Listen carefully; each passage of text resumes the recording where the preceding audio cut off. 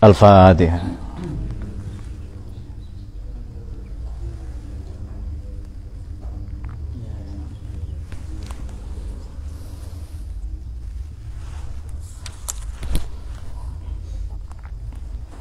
Masih bertali temali qala al-muallif. Subhanaka la ilma lana illa anta rabbi syukur. Masih berkaitan erat bertali temali dengan man abbara min bisati ihsanihi ya. yakni orang yang Allah kasih kesempatan bicara, mendidik, mengajar, menikah, memimpin rumah tangga dan lain-lain. Pada kesempatan ini adalah tasbiqu anwarul hukama aqwalahum fahaitsu sarat tanwiru wa salat ta'biru. Cahaya batin, cahaya sanubari para arifin, para arif billah melampaui atau mendahului pernyataan-pernyataan atau ajaran-ajaran mereka. Fahaitsu sarat tanwir, ketika pencerahan itu sudah berlangsung, maka wasolat ta'bir, sampailah pengajaran, sampailah nasihat-nasihat. Jadi hikmah ini seolah-olah ingin berkata bahwa aqwal adalah tarjumanul ahwal. Al-aqwal tarjuman, tarjuman ini mutarjim, penerjemah. Jadi al-aqwal, al-anwar, betul tadi al-aqwal ya. Oke, di sini saja al-aqwal adalah tarjuman. Tarjuman ini sama dengan mutarjim. Tarjumanul anwar. Boleh juga dikatakan at-ta'bir tarjumanut tanwir. Atau ungkapan populer yang teman-teman tahu, lisanul hal afsahu min lisanil maqal. Bahasa laku, bahasa tindakan, bahasa perilaku, ia lebih fasih, ia lebih mangkus sangkil, ia lebih efektif, efisien daripada bahasa tutur. Jadi jauh sebelum mengajar, mendidik, menginspirasi, memotivasi atau mencerahkan orang lain, kita dituntut untuk meraih pencerahan mula-mula untuk diri kita sendiri. Tasbiqu anwarul hukama, nur atau cahaya batin para arifin, para sufi, para failasuf. Wahum, siapakah hukama itu? Adalah al-arifuna billahi ta'ala, al-alimuna bihi. Memang arif dulu, karena makrifat ini anugerah Allah. Memang ini adab ya, akhlak. Untuk kemudian dari sana kita mengetahui atau mengenal Allah. Allah memperkenalkan diri. Kalau alimun ini ya dengan pengetahuan yang konvensional sebagaimana lazimnya. Aqwalahum, tasbiqu aqwalahum, melampaui seluruh pernyataan-pernyataan mereka, ajaran-ajaran mereka. Jadi hikmah ini seolah-olah menitik beratkan kepada anwar. Apakah aqwal tidak penting? Iya, penting, perlu, tapi ia tidak signifikan. Ia sekunder. Yang primer adalah anwar itu sendiri. Sehingga anwar kelak diterjemahkan menjadi aqwal. Maka aqwal jadi sama dengan ada ujar-ujar kuno begini, ceret, mangkok atau gelas hanya menuangkan apa yang ada di dalamnya, apa yang menjadi isinya. Isinya itulah yang tertuang nanti, al-iraqah ya, tertuang. Sama dengan orang sedih, kesedihan itu kelak tertuang menjadi air mata. Ekspresinya boleh jadi menggunduli kepala misalnya, mukul-mukul tembok dan seterusnya. Banyak ekspresinya. Tapi kalau dalam rangka menggairahkan semangat belajarnya, saya kira itu plus ya, positif. Wa anwarohum, tapi kalau nanti jadi mubtada dibaca wa anwarohum ya. Wa anwaruhum ya anwaru ma'rifatihim. Anwar mereka para hukama, para arifin, para arif billah adalah anwaru ma'rifatihim, cahaya ma'rifat mereka, cahaya ma'rifatullah. Yang ini disederhanakan, objektivasinya adalah wa hiya quwwatu yaqinihim. Keyakinan mereka yang mantap, keyakinan mereka yang bernas ya. Bi annal umura kullaha biyadillah, bahwa segala sesuatu, segala urusan seluruhnya biyadillahi ta'ala la syarikalah, semata-mata dalam kuasa Allah, tidak ada sekutu baginya. Memang pada ranah, pada domain Allah saja. fiha pada umur itu. Tidak ada sekutu, memang mutlak ya. Jadi anwar ini kan tanda kutip perbuatan Allah.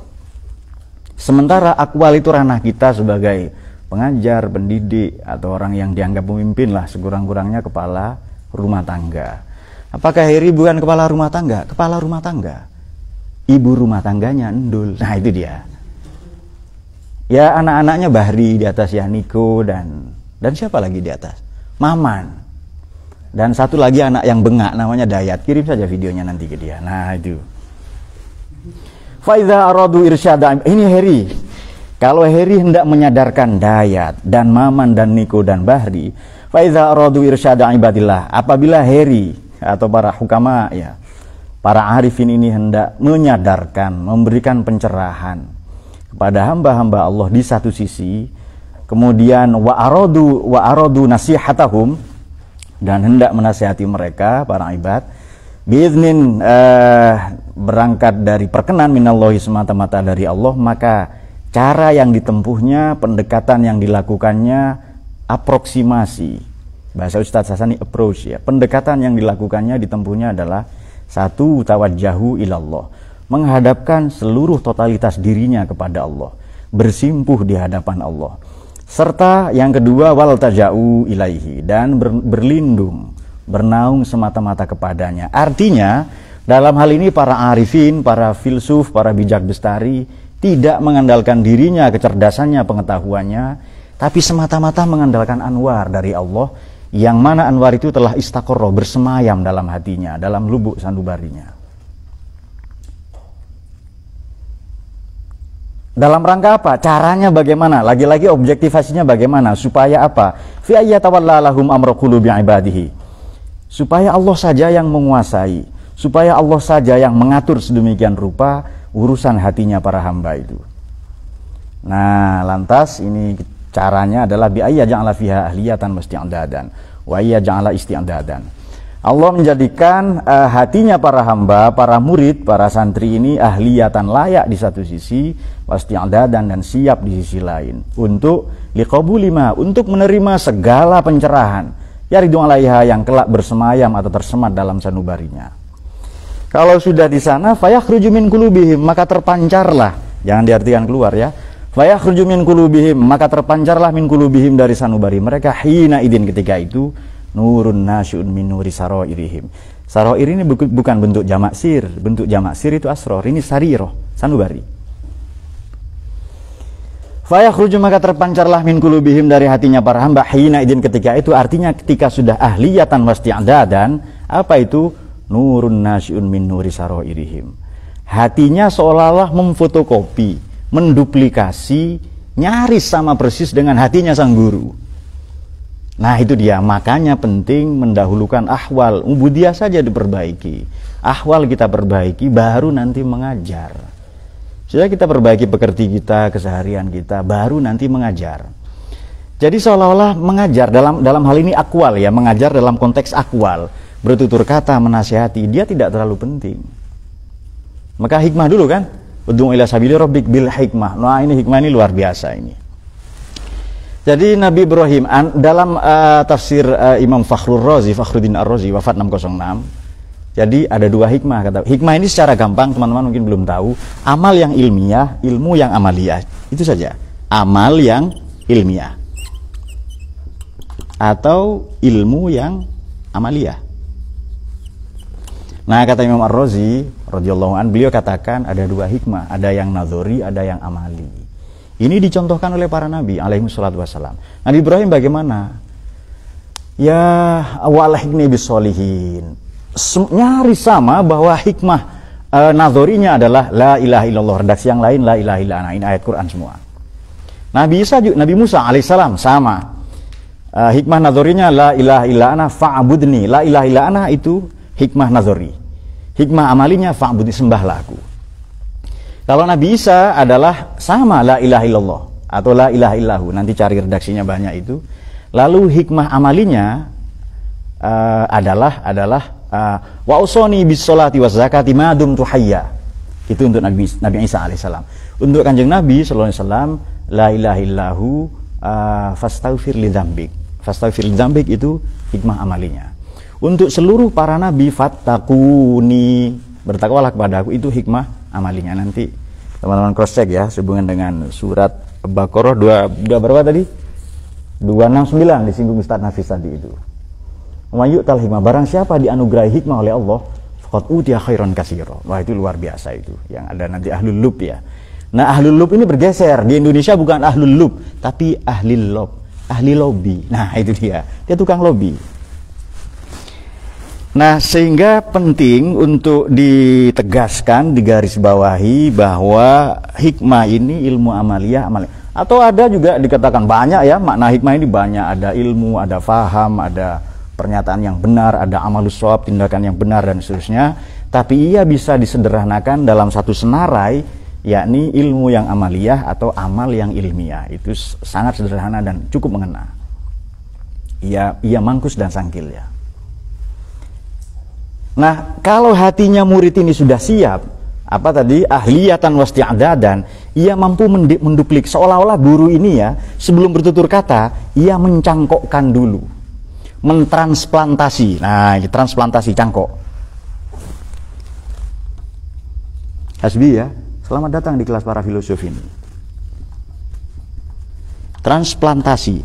Jadi guru ini mencangkokkan anwarnya Allah, nur ma'rifatihim, ke dalam hatinya murid atau ibad di sini. Irsyad ini kan ada bahasa modern, irsyadut tabib, resep dokter. Atau irsyad ustadin matuli zamani. Nah, itu dia. Belajar itu harus dibimbing guru dan lama, enggak bisa sebentar ya. Kalau belajar yang sebentar ya belajar sebentar. Oke. Manakala sudah dicangkokkan, ditransplantasikan nurnya Allah ini, nur ma'rifatihim, ke dalam sanubari atau hati kita sebagai murid, maka pernyataan ini tidak perlu banyak. Ajaran tidak hanya dengan kata-kata sepele saja, simple saja, kelihatannya remeh ya, tapi sedemikian membekas, berkesan, bahkan memahat, membentuk kepribadian kita sedemikian rupa. Makanya guru ini lebih mengajar di pesantren ya khususnya, ia menjadi figur sentral pada aspek haliyahnya, kesehariannya. Kalau tutur katanya mungkin tidak seberapa. Ya memang ada guru yang hebat dalam retorika ya, ada, tapi saya kira itu tidak terlalu penting. Yang jauh lebih penting adalah anwar, mangkok atau ceret ya. Kan penemu mesin uap siapa? Mesin uap pertama kali? Nah, ada yang tahu ya. Oke, kita ganti bukan mesin uap, ketel uap ya, namanya. Oh, dia masih mikir ya. Yusron yang lahir sebelum itu. Jadi apa yang menjadi isi dari mangkok ini tertuang di sana. Sama dengan kesedihan, itu ekspresinya bisa air mata, bisa menggunduli kepala ya. Putus asa dalam belajar lalu memaki gurunya dengan bilang, "Siapa mau jadi ilmuwan?" Nah, itu dia, dan banyak lagi ya ungkapan-ungkapan. Itu berangkat dari hatinya ya, isi hatinya itu. Ada yang ingat siapa?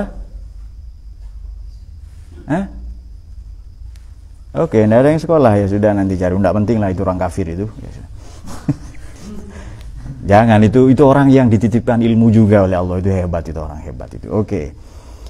Jadi yang penting adalah bagaimana guru ini mencangkokkan. Makanya di tradisi kita di pesantren, saya kira semua pesantren ya berwasilah, tawasul dulu, kemudian ya tadi disinggung ada wudhu, ada ya sebagian mungkin puasa atau tirakat dan lain-lain ya. Ini cara-cara sederhana yang saya kira menjadi kekhasan ya, atau kekayaan dinamika dalam kosmologi pesantren yang tidak dimiliki oleh lembaga pendidikan lain.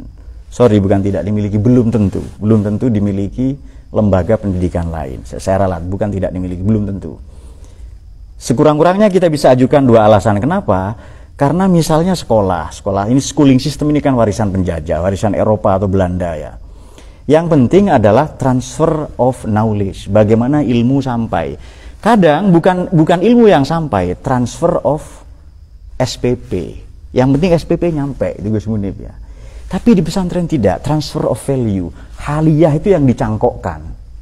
Keseharian atau pekerti atau akhlak itu yang ditransplantasikan.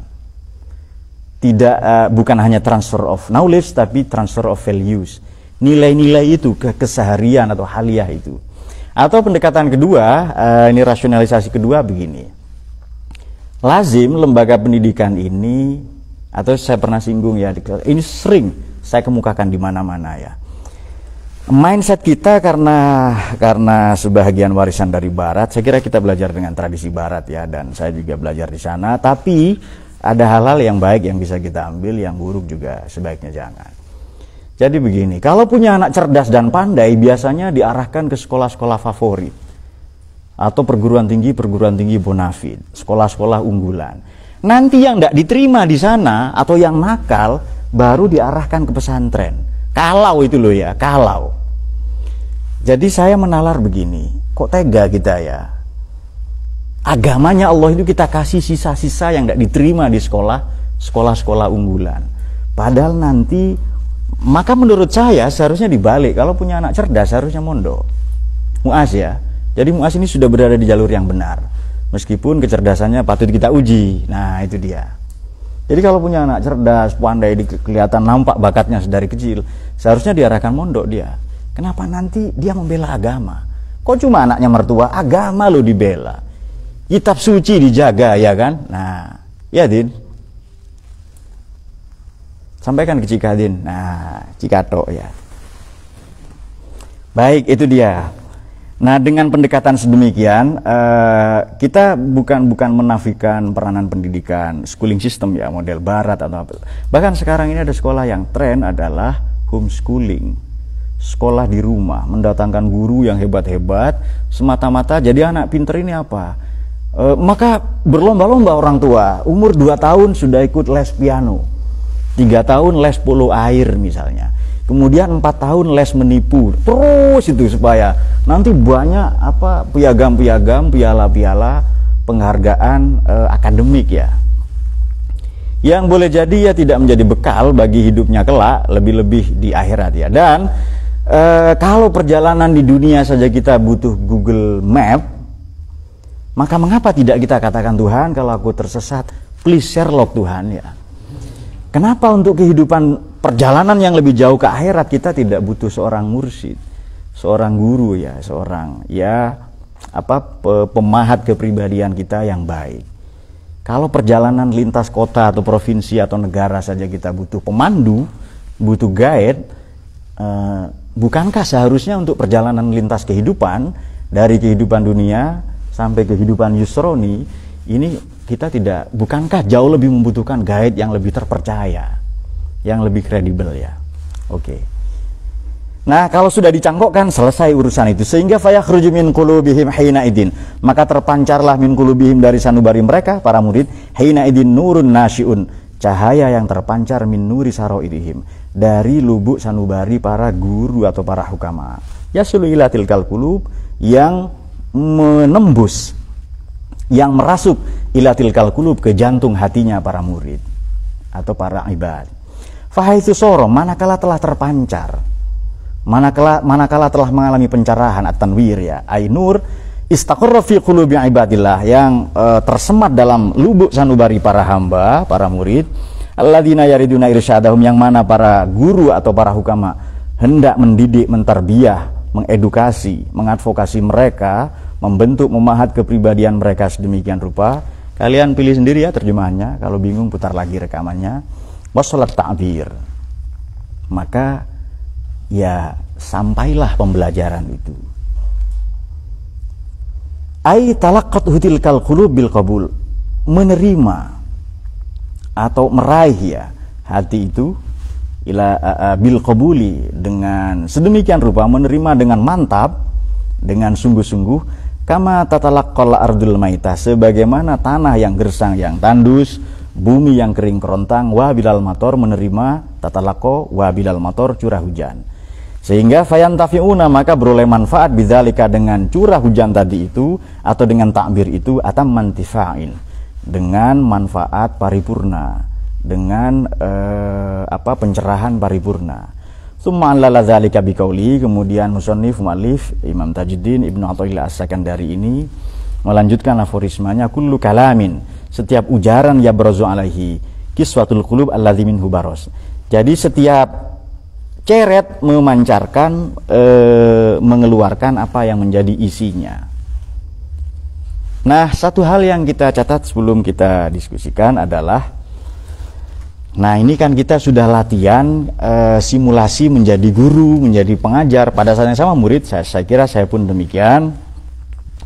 Kita kan sudah dilatih, dididik, atau ini simulasi. Pesantren ini kan simulasi kehidupan. Ada bapak rumah tangga, ada kepala rumah tangga, ada ibu ya. Dalam hal ini Mama Dita dan seterusnya. Kita sudah belajar untuk memimpin sekurang-kurangnya diri kita, mendidik, mentarbiyah diri kita.